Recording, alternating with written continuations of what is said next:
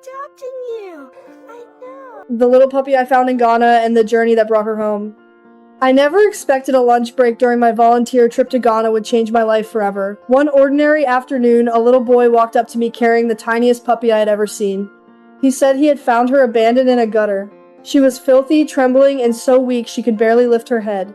The moment I looked into her eyes, I knew I couldn't walk away.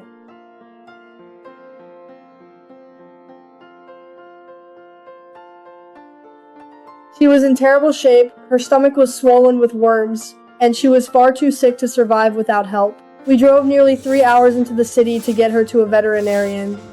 I remember sitting there, holding her fragile little body, hoping she would make it through the ride. Somehow she did. Once treatment began, she slowly started to fight. That tiny spark of life was all she needed.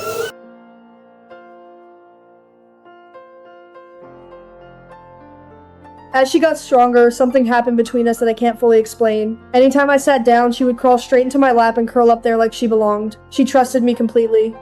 It was as if she had already decided I was her person. I felt it too. Even then, deep down, I think I knew she was coming home with me.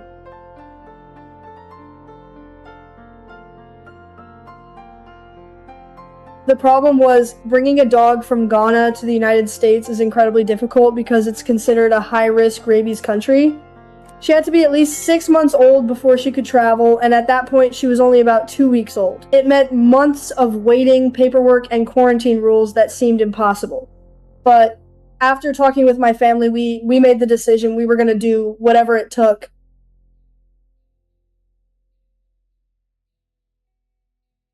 The veterinarian offered us a miracle. He said they had a boarding facility and would care for her for the next 6 months if we could cover the daily cost. It was the only way. Leaving Ghana without her was heartbreaking. I flew back to the United States and returned to college, carrying the weight of that goodbye with me every day.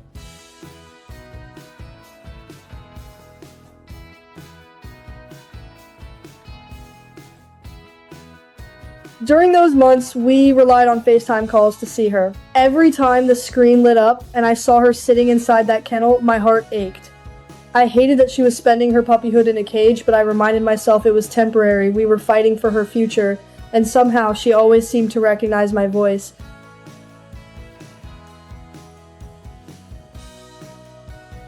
Finally, December came, and I flew back to Ghana alone to bring her home.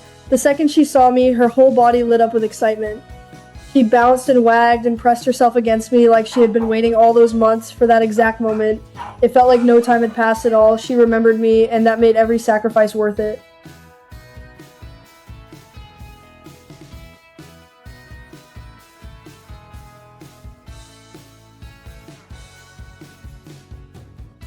Getting home was another ordeal entirely. At 18 years old, I was navigating international airports, paperwork, airline rules, and connecting flights by myself. Apricot was too big to ride in the cabin, so she had to travel in cargo. We put an air tag on our crate, but when it lost connection during our layover, I panicked. Then my next flight started boarding while I was still buried in customs paperwork. They were paging my name over the loudspeaker, saying Apricot was already on the plane. I remember thinking, that dog is not flying home without me. Somehow breathless and terrified, I made it.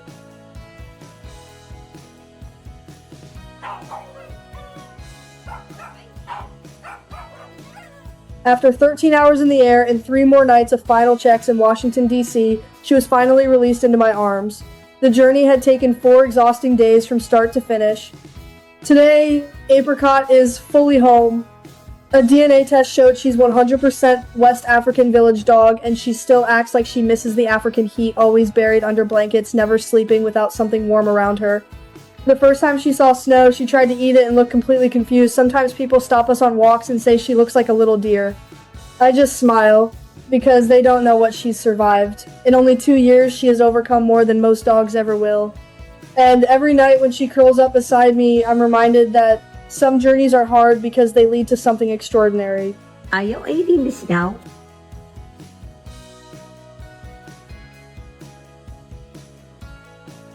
If Apricot's story resonated with you, please take a moment to like this video and subscribe to the channel. Stories like hers remind us that even the smallest act of kindness can change a person's life forever. Thank you for watching this video.